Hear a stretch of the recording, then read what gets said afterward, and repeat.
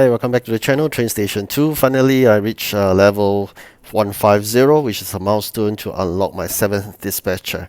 Alright, I'll also give you a bit snapshot on the new event, the airport event. Apparently, there is a technical glitch. There's no parts for us to collect, but hopefully they will resolve it sooner so that we can start playing that event. A bit anxious to enter into the competitions. I actually have started late, but I think I'm too anxious to enter into the event to take a look. So probably wouldn't get very high ranking in the competitions, but hopefully with the technical glitch it put us all on the level playing field, because later part of this video I will show you the airport events doesn't allow us to collect those parts to fulfill those contracts. Although we have contracts, but there's no way that you can get parts. So here we are trying our best right now. 149.75. So I'm trying to work towards 150. Airport event at this juncture we're gonna start soon, but at the end of the video you'll see me already starting that. Alright, I'm going to use up all my remaining blue maps because I'm going to grab lots and lots of blue maps from the airport event. Meanwhile, always there to fulfill the ship trade, which is the captain's request, so as to get those blue maps as well. So this is one source. The second source right now you have opportunity to do and grab many of those blue maps that will be from the airport event. A friend has asked whether should we get that Supreme container, which is the best deal from the airport event. My thinking would be probably I'll just spend all my plain coins onto the blue maps. The containers, as we all understand, there is a chance. You can see me in the previous video, even though it's a 1-star container, we managed to get a legendary and an epic trait. So that doesn't really matter.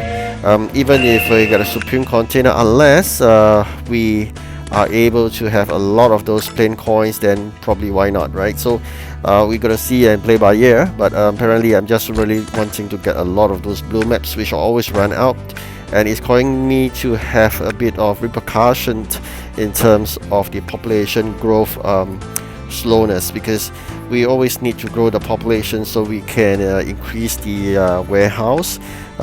Growing a population is only by upgrading of your buildings. As you can see, I always emphasize on 5 building technique. 5 building technique being the 1 special building in the center surrounded by 4 normal buildings, be it school, parks, shopping mall. So just place them around it. Special building you can see there I'm having from the last Haunted Hills 2020 special building. So it can be any special building that you have, be it the construction event or wherever, some special building. Alright, so meanwhile in the headquarters, I'm looking forward to the new phase. 150 would also have a new phase. I'm going to change the new phase later on when I hit 150, so as a mark of a milestone achievement. So I come to that later on to celebrate that milestone entry into 150. And why I'm so anxious about 150 is because that additional dispatcher, and I'm going to show you my hard work in getting those cabinets, 1,200 of them, which is a lot. And we're going to take note that the warehouse space is tiny. That means I'm going to make way for a lot of those items out of the warehouse before I can able to have 1,200 cabinets ready to exchange for 1 permanent dispatcher. Although I do not understand the methodology of how 1,200 cabinets equates to 1 extra dispatcher, but so be it. That's part and parcel of the game design. So I'm just going to take it. Don't ask for logic, because there's no really logic. You can't use cabinets to exchange for dispatcher, right? So that doesn't really matter. Alright, so here we are, keeping the factories all busy. And why do I do that? Is because I think we're going to make full use as an alternate warehousing space is using those factories. Meanwhile, also taking the opportunity to collect a lot of those upgrade materials. As you can see from the previous Train Tycoon, I got first, and I got lots of those epic upgrade materials that allows me to do some upgrading. Upgrading is really important. Always focus on building your capacity, your train capacity in the current regions and previous region if possible. But why I urge you not to level so fast is because you always remember this. This game is unlike any other games you play. The faster you go, the better it is, but this is just the opposite. The faster you go, and with a low fleet capacity, i.e. very weak foundation, the more you suffer when you enter in the new region. So you gotta bear this in mind. I've suffered before, so I'm urging you not to follow my footsteps, and otherwise you're gonna endure the suffering that I went through. When I first entered a new region, I didn't know it's so tough. So that basically allows me to work up from rushing to level ups. So what I did was I was rushing as a new player from level 1 to level 2 and to level 3. So what was happening is that I have a very tiny fleet in so-called region 1 and then in region 2 as well, because I was rushing so fast. And little did I know that once I enter into the next region, I can no longer get trains from the previous regions unless I buy them using gems, which is extremely expensive, and I advise you not to do so. Alright, so here we are 150. So we have hit this milestone. There's a new luxurious apartment building, and at the same time later on I'm going to show you the unlocking of the extra dispatcher. And here we go, we have one new building, and new building do adds population fast. And with that I have 6 building laid out. I'm gonna keep one later on, okay, after I do all these upgrades. And more importantly, how to unlock that dispatcher is a journey. And I think I also got something interesting to show you later on, is the change of the face. I'm gonna change my name, i.e. in the HQ, and together normally there's a face to it where next to your name, so you're gonna do that. And now with the new face of 150, I'm gonna just change to that to remind myself that I've done well. So yeah, here we go. Very quickly entering into Germany to grab some stuff before we go to that. Alright, so get there at the 7th dispatcher currently, but this is something you got to do with the 7th dispatcher. It will be very good for events, because in addition to Harry, whereby you will have 8 dispatcher in total. So it's really important that you should have your permanent dispatcher on board ASAP. So I'm trying my best to fulfill all the jobs while we can, and eventually collect even more experience. The next milestone definitely is 200, then we can go to the next region. But before that, let me share with you the new face here. Okay, I've unlocked a new face, 150, so I'm going to change to that in a tiny little bit. Okay, just looking at some of the faces here. All I've been using number 1, so I'm going to change it to the new face right now.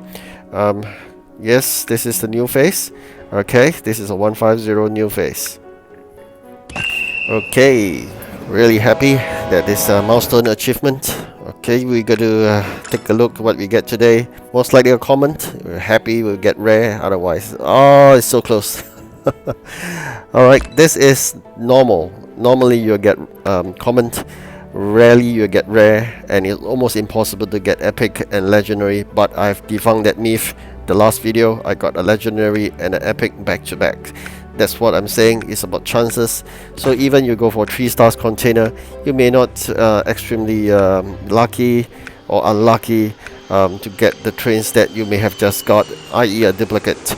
So although you can say that, oh, you got a legendary train for example, but nonetheless it's still a duplicate, would you be happy? Probably, I don't know, that's your own choice. But I'll rather to urge you to get those legendary trains when there's events that grants them. Okay, so always get those legendary collections of trains from the events. Is really important, because those legendary trains, unlike the normal legendary trains, the capacity is 80.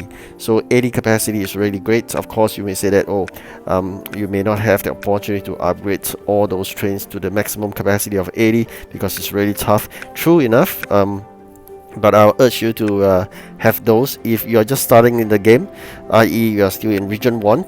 Having those upgraded is so easy. Okay, I just continue the part on region 1, 2 is really easy. When it comes to region 3, it's really tough, and then eventually region 4 will drive you crazy, and I can't imagine region 5. So I'm not too anxious to driving up the leveling up myself, but nonetheless I think there are perks to be able to level up. Like I said, 150, it is a perk to have a 7 dispatcher.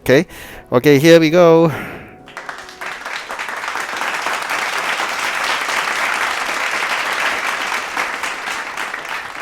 Okay, we have unlocked that. The next time around it'll be 200 plus, but I think there's a long way to go, and I'm not looking into that right now. So now we have a permanent dispatcher of 7, unlike the normal times whereby it's Harry, which is a part-timer. That would be my number 8 moving forward. Alright, very quickly let's enter into the airport event. I'm too anxious, I shouldn't have done that.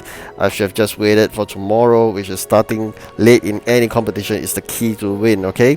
So I'm not looking forward to winning in this one. It will be a very tough one with all the competitors on board. We're all very strong and anxious to play the competition.